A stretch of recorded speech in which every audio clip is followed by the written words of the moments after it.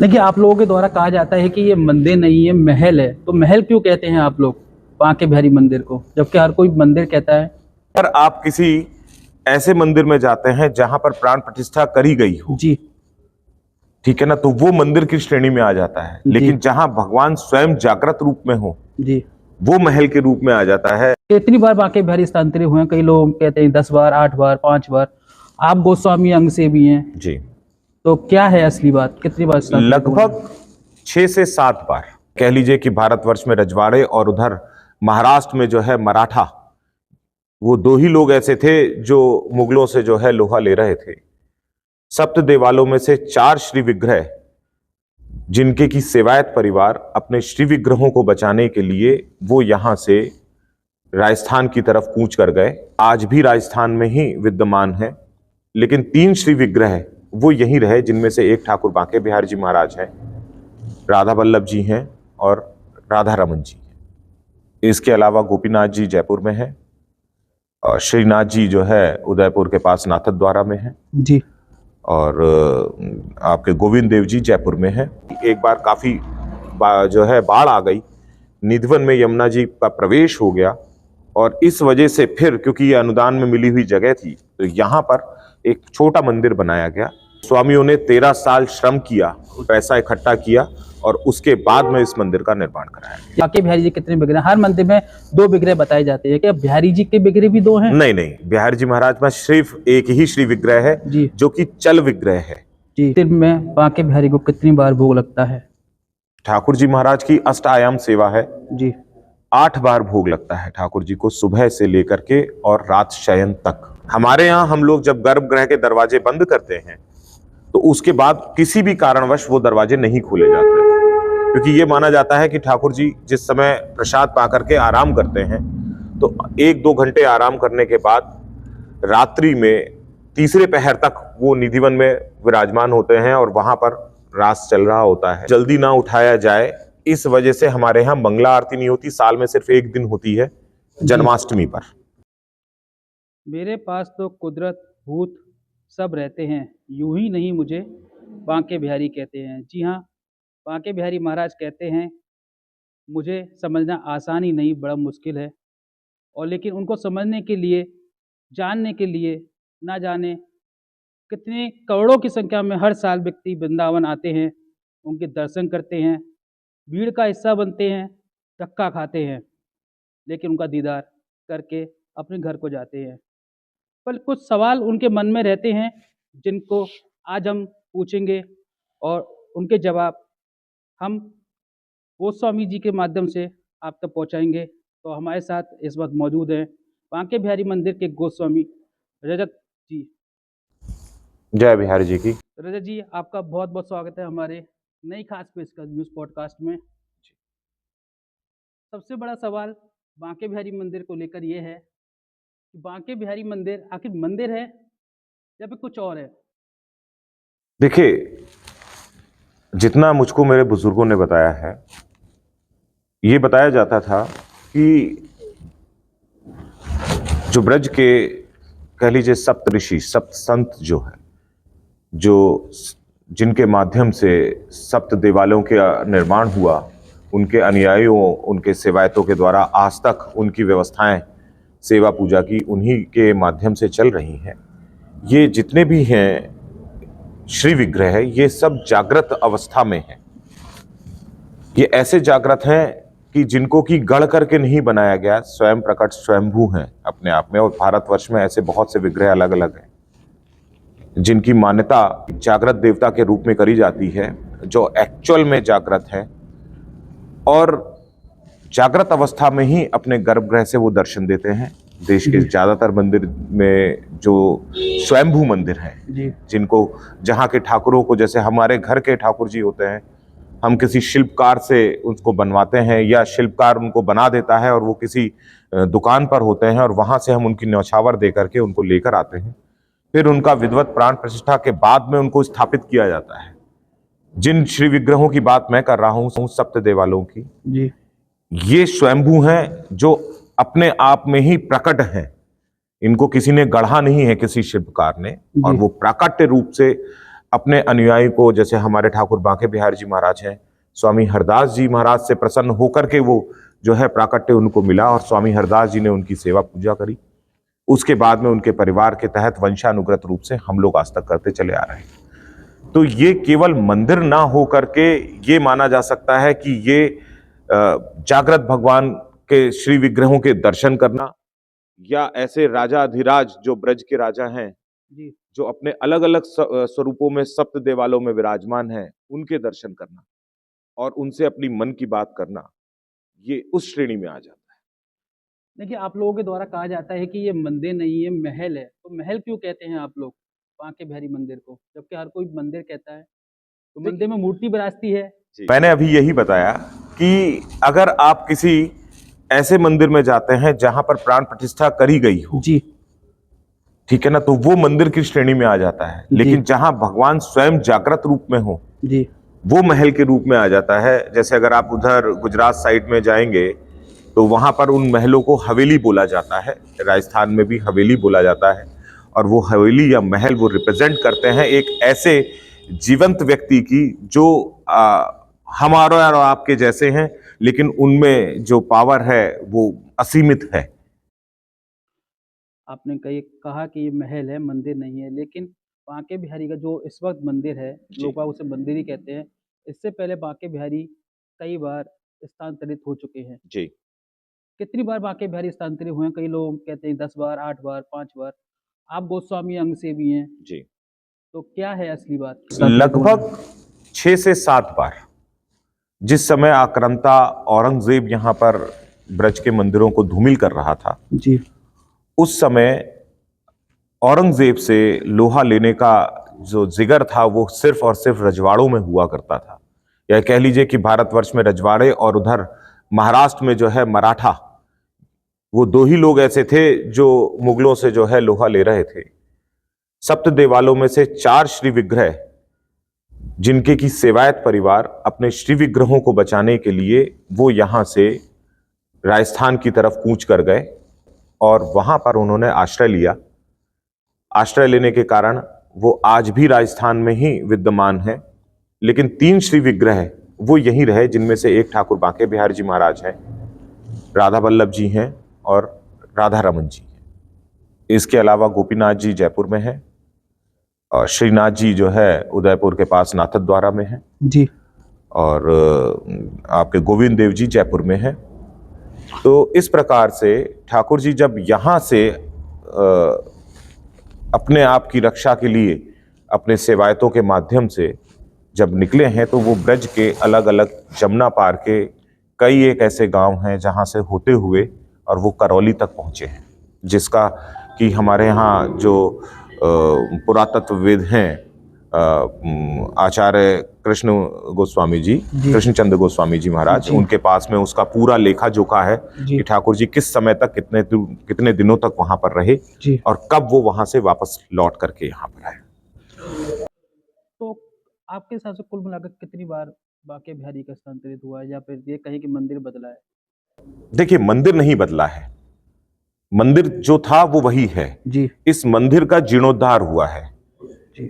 मंदिर के विषय में मैं आपको ये कहना चाहता हूं कि ब्रज के कई एक मंदिर ऐसे हैं, लगभग 35 से 40 मंदिर जी, जहां पर अकबर के दिया हुआ अनुदान, जिसमें कि अकबर ने ये स्पष्ट किया, क्योंकि वो ब्रज में आकर के जब स्वामी हरदास जी महाराज से मिले और जो है हित हरिवंश जी के आगे परिवारों से मिले, या और जो बाकी देवालों में उन्होंने जो दर्शन मेले किए रहे होंगे जी, वो इतना ज्यादा प्रभावशाली उस प्रभाव में आ गए कि उन्होंने ब्रज के मंदिरों के लिए जमीन और पैसा दोनों दान दिया, और ये कह करके दान दिया कि यहाँ पर जो सेवायत परिवार है, ये पैसा मैं उनको दे रहा हूं उनके भरण पोषण के लिए, वो अपने ईष्ट का मंदिर बनाएं। और उन्होंने इस आदेश में ये आदेश भी किया, क्योंकि उस समय रियासतें चलती थीं, उन्होंने कहा कि जितना भूभाग मैंने आपको दिया हुआ है ये फ्री होल्ड भूभाग है, इस पर किसी का भी कोई अधिपत्य नहीं रहेगा, भविष्य में इस पर किसी तरीके का कोई टैक्स नहीं रहेगा। उन मंदिरों में जो है राधा वल्लभ जी, बांके बिहारी जी महाराज, मदन मोहन जी, राधा कुंड में कई एक मंदिर, मथुरा में कई एक मंदिर, गोवर्धन में कई एक मंदिर, जिनको कि अकबर के द्वारा वो दिया गया। उस जमाने से ठाकुर जी महाराज, क्योंकि पूर्व में ठाकुर जी महाराज जो हैं वो निधिवन में विराज रहे थे, उनके पास ही एक अलग सी एक जगह और मिल गई। चूंकि निधिवन में जमुना जी का बिल्कुल किनारा लगता है, कहते हैं पूर्वज बताते थे कि भाई एक बार काफी जो है बाढ़ आ गई, निधिवन में यमुना जी का प्रवेश हो गया, और इस वजह से फिर क्योंकि ये अनुदान में मिली हुई जगह थी तो यहाँ पर एक छोटा मंदिर बनाया गया, जिसको कि बाद में इसी मंदिर का रेनोवेशन गोस्वामी परिवार ने अपने पैसों से 13 साल धन इकट्ठा करके अपने पैसों से जो है इस मंदिर का रेनोवेशन बनाया गया, जिसका कि उल्लेख एफएस ग्राउस की बुक में है, जो उस समय के यहाँ के जिला कलेक्टर थे, और उस समय वो जिले इतने बड़े होते थे कि वो अलीगढ़ और बुलंदशहर तक उसकी जो है व्यास आ जाता था। तो बांके बिहारी जो मंदिर है आप लोगों के द्वारा जी जैसे कहते हैं दान दक्षिणा लेकर बनाया गया मंदिर है? जी नहीं, जो मैं फिर से आपसे ये कहूंगा कि बांके बिहारी मंदिर जब बना जी तो वो गोस्वामियों ने 13 साल श्रम किया, पैसा इकट्ठा किया, और उसके बाद में इस मंदिर का निर्माण कराया गया। यानी कि गोस्वामी समाज ने मेहनत करके जी बांके बिहारी महाराज को उस मंदिर में विराजमान किया है, बिल्कुल विराजित किया है। बिल्कुल। बांके बिहारी मंदिर के जी कितने विग्रह हैं? बांके बिहारी मंदिर के कितने? एक ही? बांके बिहारी जी के, सॉरी, जी बांके बिहारी जी कितने विग्रह? हर मंदिर में 2 विग्रह बताए जाते हैं, क्या बिहारी जी के विग्रह भी 2 हैं? नहीं नहीं नहीं, बिहारी जी महाराज में सिर्फ एक ही श्री विग्रह है, जी जो कि चल विग्रह है। जी चल विग्रह का मतलब होता है कि जो अंदर और बाहर आ जा सकते हैं, इसलिए हमारे यहाँ देहड़ी पूजन होता है। जी देहरी पूजन जिसे हम बोले जाता है, वो सिर्फ इसी वजह से होता है कि ठाकुर जी जो हैं वो देहरी को लांघते हैं। ठाकुर जी स्थिर अवस्था में नहीं है, इनका बाकायदा 3x6 का अपना एक बेड है, जिसपे ठाकुर जी 7 तकियाओं के घिराव में जो है उनका शयन होता है। रोज की रोज वो अपने बेड पर सोते हैं, और रोज की रोज वो अपने बेड से सिंहासन पर विराजमान होते हैं। तत्पश्चात उनका स्नान आदि होकर के, श्रृंगार होकर के, और श्रृंगार भोग लगाने के पश्चात ठाकुर जी के दर्शन दिए जाते हैं। श्रृंगार की बात हुई, भोग की बात हुई। जी, एक दिन में बांके बिहारी को कितनी बार भोग लगता है? ठाकुर जी महाराज की अष्टायाम सेवा है, जी 8 बार भोग लगता है ठाकुर जी को, सुबह से लेकर के और रात शयन तक। नाम बताएंगे हमारे दर्शकों को, क्योंकि भक्तों को यही पता है कि राजभोग आरती, शयन भोग आरती जी शायद 2 बार के, और बाल भोग। जी बाकी के 5 नाम कौन से हैं? देखिए, सबसे पहले जो ठाकुर जी को जो प्रसाद लगता है, ग्वाल प्रसाद। ग्वाल प्रसाद के बाद श्रृंगार प्रसाद, तत्पश्चात जो है बाल भोग प्रसाद, और उसके बाद राजभोग प्रसाद। जी शाम को फिर से ग्वाल प्रसाद, जी उसके बाद उत्थापन प्रसाद, उसके बाद में जो है शयन प्रसाद, और रात्रि में जो है दुग्ध का जो प्रसाद लगता है वो लगता है। कितनी आरती होती है दिन में? 3 आरती होती हैं। एक बार श्रृंगार आरती, जी श्रृंगार भोग के पश्चात जब दर्शन खुल जाते हैं, और उसके बाद में तुरंत ही आरती होती है। दूसरी आरती होती है राजभोग में। राजभोग ठाकुर जी जब प्रसाद पा लेते हैं, जी उसके बाद में वो आरती का निष्पादन किया जाता है, और फिर जो है ठाकुर जी शयन में चले जाते हैं। और शाम को जब मंदिर खुलता है तो रात्रि में शयन आरती, जब ठाकुर जी के सोने का समय होता है, ये भी भोग के बाद ठाकुर जी के जो अष्टायाम की सेवा है, उसमें 4 मेन प्रसाद, जो बड़े प्रसाद होते हैं, जिसे आप अगर लोकल भाषा में, एक नॉर्मल भाषा में समझना चाहें तो सुबह का नाश्ता जो बहुत हैवी नाश्ता होता है, जी जिसके बाद ठाकुर जी में एनर्जी रहती है, और जी। वो दर्शन देते हैं अपने सभी श्रद्धालुओं को। और जब वो थोड़े से थक जाते हैं तो दोपहर का प्रसाद, जिसके प्रसाद के बाद 15 से 20 मिनट या आधे घंटे के अंदर ही अंदर आरती करके, क्योंकि उनको प्रसाद पाने के बाद आलस महसूस होता है, क्योंकि थके होते हैं, सुबह 4 घंटे से दर्शन दे रहे होते हैं, तो उनको तुरंत ही शयन कराना होता है। इसी प्रकार से शाम को उत्थापन प्रसाद, जो एक शाम का नाश्ता ठाकुर जी का, कह लीजिए हैवी नाश्ता, जिससे उनको एनर्जी मिलती रहती है और वो दर्शन देते हैं जी। और रात्रि में शयन का, तो वो जैसे ही शयन भोग लगता है तुरंत ही 15 से 20 मिनट आधे घंटे के अंदर उनका जो है आरती करके शयन करा दिया जाता है। भोग की बात होगी, श्रृंगार की बात हो गई। जी। कहा जाता है कि भगवान आज भी रास करने के लिए निधवन जाते हैं। जी। क्या लीला है ये बांके बिहारी की? देखिए, अगर आपने निधिवन में प्रवेश किया हो तो निधिवन में 3 जगह हैं। जी ठाकुर जी की प्रकट स्थली, जी रंग महल, और स्वामी हरदास जी महाराज की समाधि स्थली, जी जहां पर विट्ठल विपुल जी और जगन्नाथ जी महाराज भी विराजमान उन्हीं के साथ में विराजमान है समाधि स्वरूप में। समाधि ठाकुर जी का प्रकट स्थली होने के बाद जो दर्शन होते थे श्री जी के साथ रंग महल में किए जाते थे। ये कहा जाता था बाकायदा रंग महल में रास स्थली बनी हुई है, और अगर आप निधिवन में देखेंगे तो एक पेड़ का वास्तविक स्वरूप होता है कि जड़ से ऊपर तना जो है वो सीधा आता है किसी भी पेड़ का। जी लेकिन हमारे यहाँ इन वृक्षों को कुंज लताएं बोली जाती हैं, और सारी की सारी कुंज लताएं ये कहा जाता है कि ठाकुर जी की सखियां हैं, और इस सखियों के होने के कारण ठाकुर जी अपनी सखियों से जो है रास कर के साथ में श्री जी के साथ में रास करने के पश्चात और फिर शयन मुद्रा में जाते हैं, तो वो जितनी भी सखियां हैं वो श्री जी और ठाकुर जी का स्वरूप ले लेती हैं। तो निधवन में जितने भी वृक्ष आप देखेंगे तो वो ठाकुर स्वरूप में नीचे से जड़ से ऊपर की तरफ टेढ़े ही होंगे। जी जी जब ठाकुर जी महाराज निधिवन से यहां आ गए तो ये मान्यता है कि ठाकुर जी आज भी रास के लिए वापस निधिवन जाते हैं। हमारे यहां हम लोग जब गर्भगृह के दरवाजे बंद करते हैं तो उसके बाद किसी भी कारणवश वो दरवाजे नहीं खोले जाते, क्योंकि ये माना जाता है कि ठाकुर जी जिस समय प्रसाद पा करके आराम करते हैं तो 1-2 घंटे आराम करने के बाद रात्रि में तीसरे पहर तक वो निधिवन में विराजमान होते हैं और वहां पर रास चल रहा होता है। तीसरे पहर जब वो वापस लौट के आते हैं तो थक जाते हैं, इसलिए हमारे यहाँ भोर में ठाकुर जी को नहीं उठाया जाता है। ये भाव प्रधान सेवा है जी कि ठाकुर जी थके हुए हैं, बाल रूप में हैं, तो उनको जल्दी ना उठाया जाए। इस वजह से हमारे यहाँ मंगला आरती नहीं होती, साल में सिर्फ एक दिन होती है जन्माष्टमी पर। ये भाव प्रधान ठाकुर हैं, तो इस वजह से जो है ये मान्यता है कि ठाकुर जी निधिवन पहुंचते हैं। और निधिवन में बहुत से चैनलों ने उन सब चीजों को लाइव रिकॉर्ड करा हुआ है कि अपने सामने बंद करके तमाम सारी चीजें जो है यूट्यूब पर सामग्रियां हैं, आज तक ने या जी चैनल ने बहुत प्रॉपर ब्रॉडकास्ट उस पर किया हुआ है कि अपने सामने बंद करके पूरी रात वहां देखा, सुबह खोला तो आज भी वो लीला वहां पर नजर आती है कि सारा सामान अस्त व्यस्त होता है।